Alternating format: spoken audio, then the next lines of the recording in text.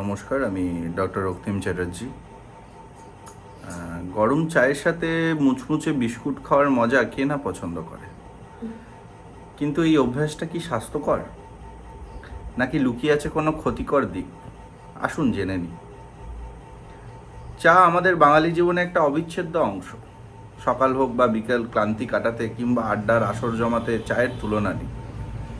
আর গরম চায়ের সঙ্গে মুচমুচে বিস্কুট চায়ের স্বাদকে আরও বহুগুণ বাড়িয়ে তোলে।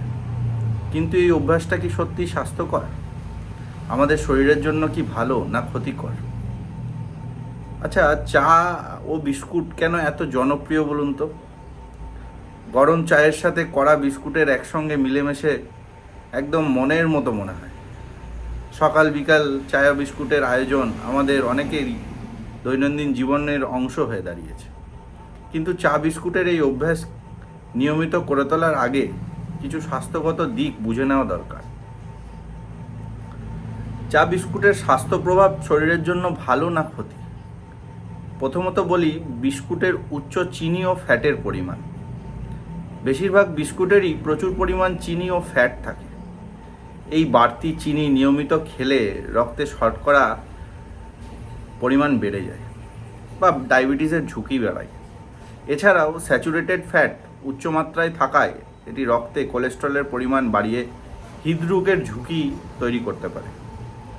প্রতিদিন বেশি পরিমাণে চিনি খাওয়া শরীরের জন্য একদমই ভালো নয়। আচ্ছা, দ্বিতীয়ত বলি, বিস্কুটের ফাইবারের অভাব। বিস্কুটে সাধারণত ফাইবারের পরিমাণ খুবই কম থাকে।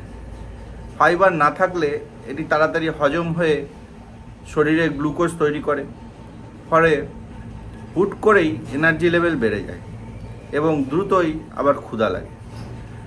যারা দ্রুত ক্ষুধা কমাতে চান তাদের জন্য এটি আসলে একটা অস্বাস্থ্যকর অপশন। আরেকটা কথা, লুকোনো লবণ। বেশিরভাগ বিস্কুটেই লুকোনো লবণ থাকে, যা খেলে উচ্চ রক্তচাপের ঝুঁকি থাকে। উচ্চ রক্তচাপের রোগীদের জন্য এটি আরও ক্ষতিকর হতে পারে। এ কারণে প্রতিদিন লবণযুক্ত বিস্কুট খাওয়ার আগে সাবধান হওয়া খুবই প্রয়োজন। আরেকটা জিনিস দরকার, সেটা হচ্ছে অতিরিক্ত প্রিজারভেটিভ।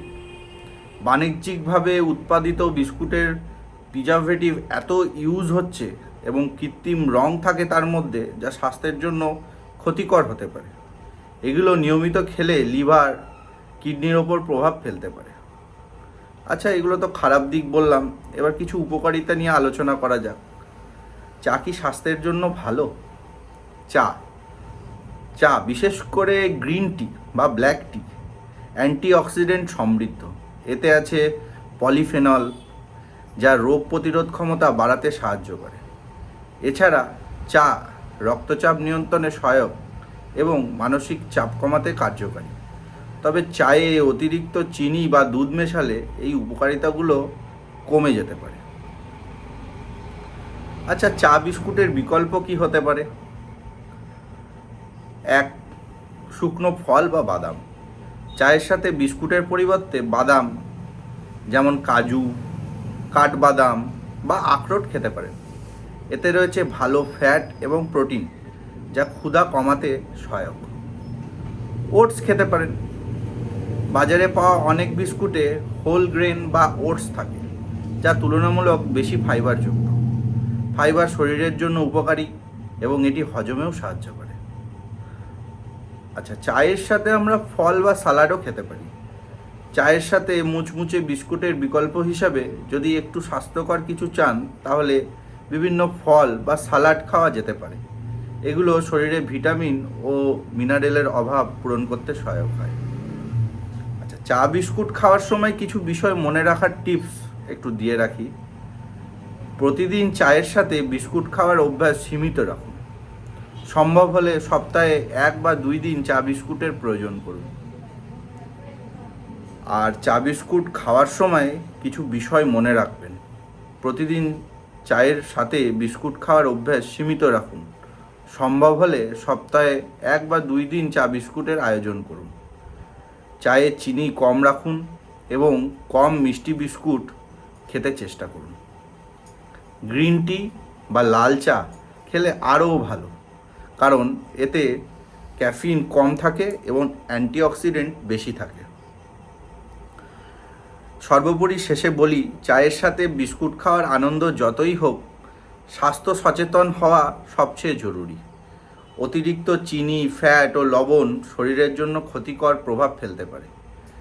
তাই চায়ের সাথে মাঝে মাঝে হালকা স্ন্যাক্স হিসাবে বিস্কুট খান, তবে পরিমিত পর্যায়, মাত্রায় এবং সচেতনতার সাথে। গরম চায়ের সঙ্গে মুচমুচে বিস্কুট খাওয়ার আনন্দের স্বাস্থ্য সম্পর্কে সচেতন থাকাও জরুরি। এভাবে সীমাবদ্ধতার মধ্যে থাকলে চা বিস্কুটের মজা যেমন বজায় থাকবে, তেমনি শরীরও সুস্থ থাকবে। ধন্যবাদ।